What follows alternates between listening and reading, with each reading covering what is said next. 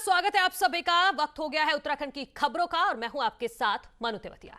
Nainital high court ने Garhwal regiment central इंस town की कमांडेंट के खिलाफ जमानती वारंट जारी किया है। हाईकोर्ट ने सीजेएम पौड़ी को आदेश दिया है कि जमानती वारंट कमांडेंट को सर्व करे।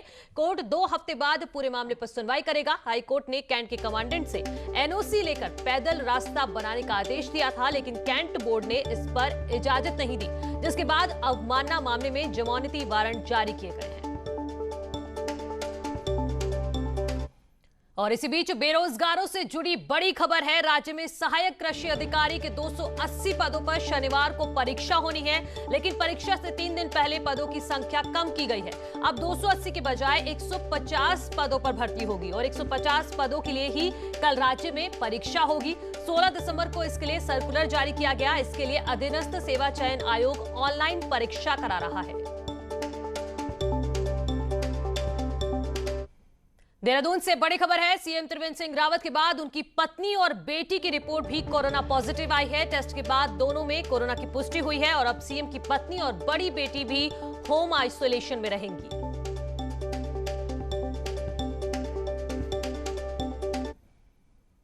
इससे पहले मुख्यमंत्री त्रिवेंद्र सिंह रावत की कोरोना टेस्ट रिपोर्ट पॉजिटिव आई है, जिसकी जानकारी खुद सोशल मीडिया के जरिए सीएम त्रिवेंद्र सिंह रावत ने दी। मुख्यमंत्री में कोरोना का कोई लक्षण नहीं है। हालांकि एहतियातन उन्होंने अपने संपर्क में आए लोगों से टेस्ट कराने की बात कही है। वहीं संपर्क में आए लोगों से आइसोलेट रहने को भी कहा गया है। वहीं सीएम के कैंप ऑफिस के स्टाफ को भी टेस्ट हुआ है और फिलहाल आवास और कैंप ऑफिस में एंट्री बंद कर दी गई है। वहीं कोरोना पॉजिटिव आने के बाद सीएम त्रिवेंद्र के प्रोग्राम फिलहाल स्थगित कर दिए गए हैं। विधानसभा सत्र में शामिल नहीं होंगे सीएम। 21 से 23 दिसंबर तक विधानसभा सत्र है। अल्मोड़ा, चमोली, रुद्रप्रयाग जिले का दौरा भी फिलहाल टाल दिया गया है और इसी महीने के आखिरी में जो 3 जिलों का दौरा होना था, 27 दिसंबर को डोईवाला में शिलान्यास का एक प्रोग्राम था जो टल गया है। 27 से 29 दिसंबर को सीएम का दिल्ली दौरा भी कैंसिल कर दिया गया है। पीएम मोदी समेत केंद्रीय मंत्रियों से मुलाकात का प्रोग्राम था।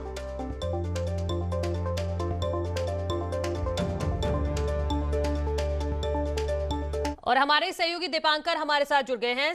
दीपांकर, सीएम त्रिवेंद्र के अभी फिलहाल कोरोना रिपोर्ट आने के बाद सारे प्रोग्राम कैंसिल कर दिए गए हैं और अब खबर यह भी है कि पत्नी और बेटी भी कोरोना रिपोर्ट में पॉजिटिव आई हैं। बिल्कुल, मुख्यमंत्री के जो कुक थे उनके पॉजिटिव आने के बाद टेस्ट कराए गए थे सभी के, तो मुख्यमंत्री और उनकी पत्नी और उनकी बेटी की टेस्ट रिपोर्ट पॉजिटिव आई है और तीनों लोग आइसोलेट रहेंगे मुख्यमंत्री आवास में ही। इसके अलावा जो उनके 2 ओएसडी थे उनकी रिपोर्ट नेगेटिव आई है और वहीं मुख्यमंत्री के अगले लगभग 10 से 12 दिन के कार्यक्रम फिलहाल के लिए स्थगित कर दिए गए, जिसमें 3 दिन का विधानसभा सत्र है 21 से 23 दिसंबर तक। और फिर मुख्यमंत्री ने 27 से 29 तारीख तक दिल्ली जाना था, जहाँ प्रधानमंत्री समेत कई केंद्रीय नेताओं से मुलाकात का कार्यक्रम था। 27 तारीख को डोईवाला में लोकार्पण शिलान्यास का कार्यक्रम था, जो विधानसभा क्षेत्र है मुख्यमंत्री का। और उसके बाद में 3 जिलों का दौरा करना था, रात्रि प्रवास का कार्यक्रम था चमोली, रुद्रप्रयाग और अल्मोड़ा का। तो फिलहाल अगले 10 से 12 दिन के सभी कार्यक्रम स्थगित कर दिए गए मुख्यमंत्री के और आइसोलेट रहेंगे मुख्यमंत्री अपने आवास में। जी दीपांकर, क्या क्योंकि कोरोना रिपोर्ट पॉजिटिव आई है तो बाहर नहीं जा सकते, आइसोलेट रहेंगे, क्या वर्चुअली कोई कार्यक्रम होगा? फिलहाल संसदीय कार्य मंत्री मदन कौशिक का ये कह रहा है कि सत्र अपने तय वक्त पर चलेगा, कोई भी कार्यक्रम फिलहाल पड़ा नहीं है, लेकिन मुख्यमंत्री वर्चुअली जुड़ेंगे। फिलहाल इस बारे में कुछ सूचना फिलहाल तो नहीं है, लेकिन मदन कौशिक का ये कहना है कि वर्चुअली भी मुख्यमंत्री इस कार्यक्रम में नहीं शामिल होंगे सत्र में और सत्र अपने तय वक्त पर होगा। जी, बहुत शुक्रिया दीपांकर आपका तमाम जानकारी के लिए। सीएम त्रिवेंद्र सिंह रावत की कोरोना रिपोर्ट पॉजिटिव आने पर यूपी के सीएम योगी आदित्यनाथ ने भी जल्द स्वस्थ होने की कामना की। सीएम योगी ने ट्वीट किया, आपके आत्मबल, जीवटता, जुझारूपन एवं धैर्य से पूरित व्यक्तित्व के समक्ष कोरोना संक्रमण का परास्त होना निश्चित है। बाबा श्री केदारनाथ जी के आशीर्वाद से आप शीघ्र स्वस्थ होकर पुनः जन सेवा के कार्यों में सक्रिय होंगे। प्रभु श्री राम से आपके उत्तम स्वास्थ्य की कामना करता हूं। इससे पहले आज ही सीएम त्रिवेंद्र सिंह रावत ने राज्य में कोरोना के हालात की समीक्षा की। सभी जिलों के डीएम को सीएम ने निर्देश दिया कि कोरोना को लेकर विशेष सतर्कता बरतें। वहीं कोरोना पॉजिटिव आने वाले व्यक्ति की कॉन्ट्रैक्ट ट्रेसिंग पर विशेष ध्यान दिया जाए। सीएम ने कहा है कि क्रिसमस, नए साल, सेना भर्ती और दूसरे प्रोग्राम में खास सतर्कता बरती जाए और कोविड की गाइडलाइंस का पूरी तरह से पालन किया जाए। वहीं समीक्षा को लेकर मंत्री मदन कौशिक ने कहा है कि मुख्यमंत्री ने सभी अफसरों को मॉनिटरिंग के निर्देश दिए हैं।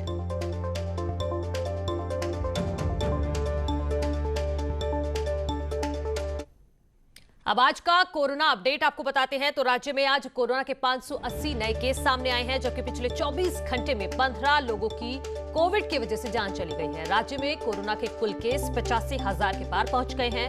एक्टिव केस करीब 6,000 हैं। नए केस की बात करें तो देहरादून में 156, नैनीताल में 127 और हरिद्वार में 52 नए कोरोना केस आए हैं। आगे बढ़ते हैं। देहरादून स्मार्ट सिटी का काम लगातार चल रहा है और जून 2022 तक काम को पूरा करने का टारगेट है। सीएम त्रिवेंद्र सिंह रावत का कहना है कि उन्होंने अधिकारियों को साफ निर्देश दिए हैं कि स्मार्ट सिटी का काम स्मार्ट तरीके से होना चाहिए और आम लोगों को किसी तरह की कोई दिक्कत नहीं होनी चाहिए। स्मार्ट सिटी प्रोजेक्ट का बजट करीब 1400 करोड़ है, जिसमें सभी कामों के टेंडर हो चुके हैं। वहीं सीईओ स्मार्ट सिटी के मुताबिक अब तक 190 करोड़ का काम हो चुका है। सीएम त्रिवेंद्र सिंह रावत का कहना है कि देहरादून रेलवे स्टेशन पर भी करीब 400 करोड़ रुपए खर्च होंगे और इसे मॉडर्न बनाया जाएगा। जब देहरादून सिटी का स्मार्ट सिटी के रूप में सिलेक्शन हुआ था तो 100वां नंबर था और आज हम 13वें नंबर पर हैं। तो स्मार्ट सिटी का काम ठीक चल रहा है, समयबद्धता के साथ चल रहा है, लेकिन पब्लिक को परेशानी कम से कम हो। तो मैंने अपने अधिकारी से ये कहा कि स्मार्ट सिटी के साथ वर्क का जो तरीका है, काम करने का जो तरीका है, वो भी स्मार्ट होना चाहिए। राज्य में पलायन बड़ी समस्या रहा है और कई बार पलायन आयोग भी गठित हुए, लेकिन पहली बार पलायन आयोग कुछ परिणाम देता हुआ नजर आ रहा है। रिपोर्ट पर नजर डालिए।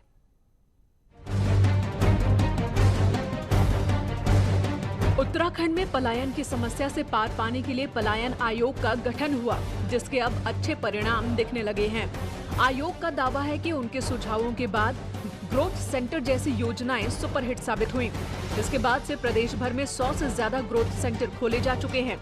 आयोग का कहना है कि सीएम स्वरोजगार योजना से लेकर गैरसैंण में खोला गया कौशल विकास केंद्र भी उनके सुझावों का परिणाम है और आज राज्य में 20 से ज्यादा प्लांट पर पिरूल से बिजली बन रही है। सरकार से बार बार सिफारिश कर रहे हैं कि साहब आप लोगों का कौशल विकास करिए, तो कौशल विकास पे भी बहुत फोकस आ गया है। गैरसैंण में कौशल विकास केंद्र बन गया है।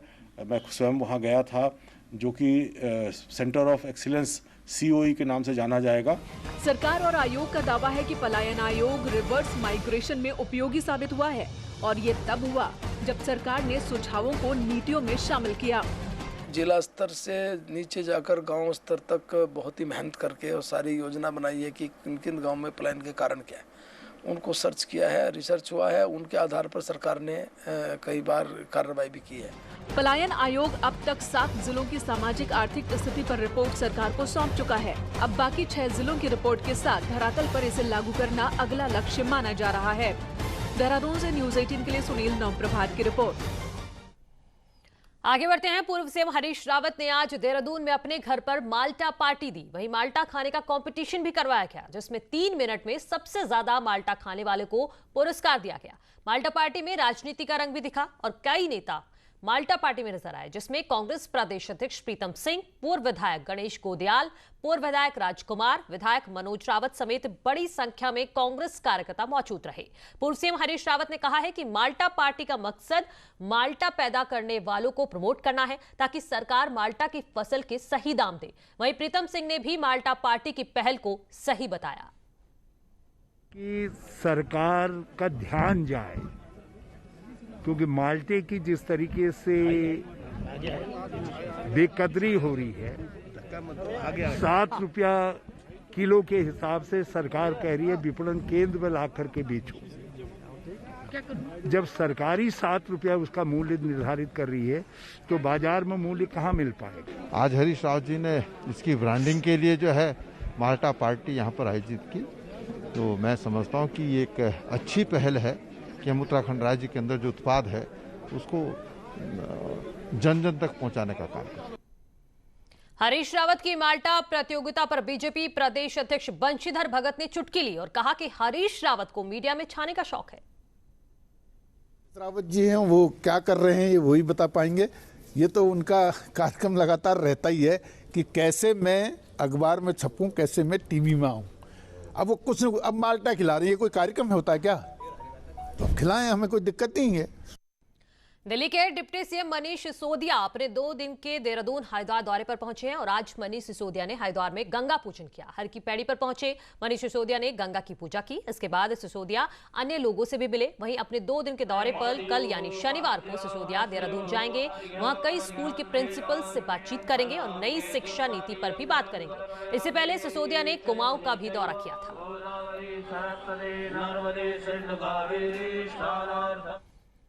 देहरादून के नए एसएसपी योगेंद्र रावत ने आज अपना चार्ज ले लिया। एसएसपी रावत ने साइबर क्राइम, महिला अपराध और नशे पर लगाम लगाने को अपनी प्राथमिकता बताया। चार्ज लेने के बाद योगेंद्र रावत ने एसपी सिटी, एसपी सदर समेत सभी सीओ और थाना प्रभारियों के साथ मीटिंग की और जनता के साथ अच्छा व्यवहार रखने को कहा। पुलिसिंग की जो बेसिक समस्याएं होती हैं वो लगभग हर जगह एक ही होती हैं। कुछ स्थानों पे किसी विशिष्ट जातीय या धार्मिक समीकरण के कारण कुछ विशिष्ट समस्याएं हो सकती हैं, लेकिन अदरवाइज अगर देखा जाए उत्तराखंड में तो लगभग जो पुलिसिंग है वो कुछ 1-2 जनपदों को छोड़ के वो लगभग एक जैसी ही है। फर्क इतना है कि उसमें जो उसका आयाम है वो थोड़ा सा विस्तृत है। तो देहरादून की जो समस्या है वो केवल ये मान लीजिए कि उसका थोड़ा सा एक विस्तृत एम्पलीट्यूड है, उस पर हमको ध्यान देना है। नीरू गर्ग ने गढ़वाल रेंज की 30वीं डीआईजी के तौर पर पद संभाल लिया। अभिनव कुमार ने नीरू गर्ग को पदभार सौंपा। नीरू गर्ग गढ़वाल रेंज की डीआईजी पद पर पहली महिला आईपीएस हैं। पद संभालने के बाद नीरू गर्ग ने अपनी प्राथमिकता भी बताई। जो हमारी प्राथमिकताएं पुलिसिंग की होनी चाहिए, अपराधी के साथ स्ट्रिक्ट रहें, उतना ही जनता के साथ सौम्य भी रहें। अगर बदमाश करते हैं उनके ऊपर भी एक्शन होगा और पुलिस वाले करते हैं उनके ऊपर भी एक्शन। पौड़ी में अतिक्रमण के खिलाफ स्थानीय प्रशासन ने नगरपालिका और पुलिस के साथ मिलकर अभियान चलाया। बाजारों की तंग सड़कों पर चलाए गए अभियान में सड़कों से अतिक्रमण को हटाया गया। इस दौरान अवैध कब्जाधारियों के कब्जे हटाते हुए सामान भी जब्त किया गया और चालान कर जुर्माना भी वसूला गया। नालियों पे, फुटपाथ पे कब्जा किया हुआ था और काफ़ी बार नगरपालिका ने नोटिस भी दिया, लोगों को हिदायत भी दी, लेकिन लोग मानने को तैयार नहीं। तो इसी परिप्रेक्ष्य में अब ज्वाइंट इंस्पेक्शन हमने किया है और काफ़ी सामान भी हमने जब्त किया है और काफ़ी लोगों के चालान भी किए हैं। और ये अभियान मुझे लग रहा है काफ़ी निरंतर चलता भी रहेगा। कोटद्वार में हाईकोर्ट के आदेश के बाद एनएच किनारे नजूल जमीन पर हुए अवैध कब्जों को ध्वस्त करना शुरू कर दिया गया। 3 दिन से लगातार सुबह 7 बजे से 11 बजे तक चल रही कार्रवाई में अब तक 60 से ज्यादा अतिक्रमण ध्वस्त किए जा चुके हैं, जबकि अभी 70 अवैध निर्माण और हटाए जाने बाकी हैं।